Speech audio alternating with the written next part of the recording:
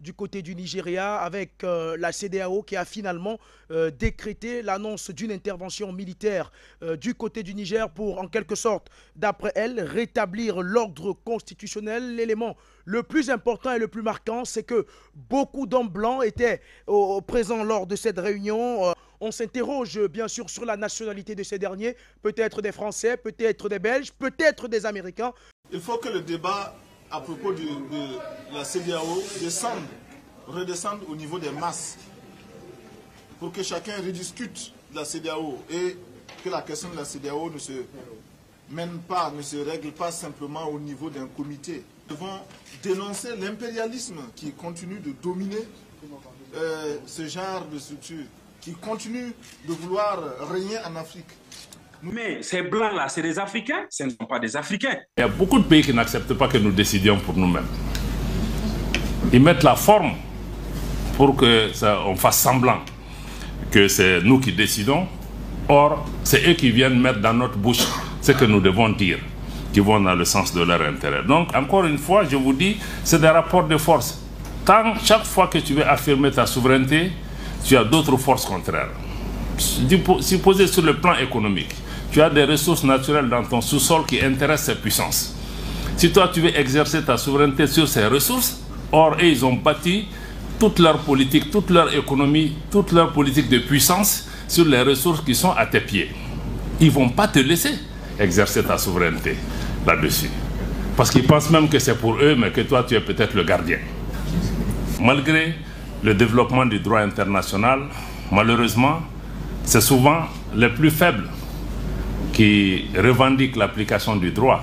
Mais je crois que les grands ont besoin du droit comme prétexte pour légitimer leur puissance. Certaines de ces puissances ont trouvé le moyen de contrôler les élites dans nos pays pour faire ce qu'ils veulent qu'on fasse.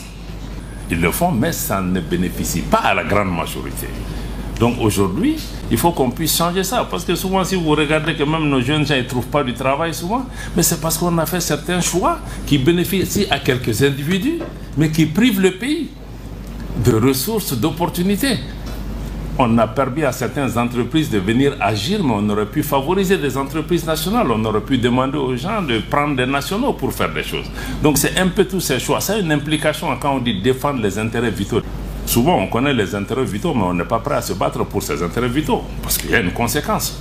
Quand tu veux te battre pour l'intérêt de ton pays, tu deviens la cible. Tu deviens l'ennemi. La scène internationale est marquée par tellement d'injustice et tellement de violence.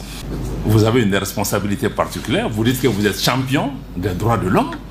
Vous avez une place sur une enceinte internationale qui décide de la paix et de la sécurité. Vos actes sur le terrain sont contraires à ce que vous êtes en train de dire. Nous voulons des organisations africaines qui sont véritablement africaines et dont le leadership est réellement exercé par des Africains. Et non qu'on ait des Africains pour exercer un leadership au nom d'autres puissances. Que ces organisations cessent d'être des instruments entre les mains d'autres puissances. Vous voyez nos sommets? Vous avez vu l'autre jour le sommet à Abuja? L'Afrique, c'est le seul continent où pendant nos sommets, c'est des étrangers qui viennent. Vous avez vu un Africain invité au sommet de l'Union européenne? Ça n'existe pas. Vous avez vu l'autre jour le président français qui s'élève, qui prédicte même ce que la CEDEAO doit décider? Ne vous trompez pas, il n'y a pas de militaire de la CEDEAO qui interviendra. C'est l'OTAN qui veut intervenir. Que la France, qui est en train de constituer cette force, parce que nous savons que la France a rapatrié ses forces au niveau de Djibouti. La France a constitué des forces au niveau du Gabon. Le ministre de la Défense du Tchad a dit, le général Daoud, il a dit aucun soldat tchadien ne mourra pour la France. Il y a des feuilles vierges. On a mis dessus CEDEAO à l'entête. Et il y a des gens à Paris qui rédigent. Ils rédigent les communiqués. Eh bien. Au Quai d'Orsay, ils rédigent. Et ils disent, envoyez à celui-là un fonctionnaire larbin et il va juste envoyer ça pour impression sur le papier, déjà avec l'entête CEDEAO. On va donner à quelques voyous de signer CEDEAO.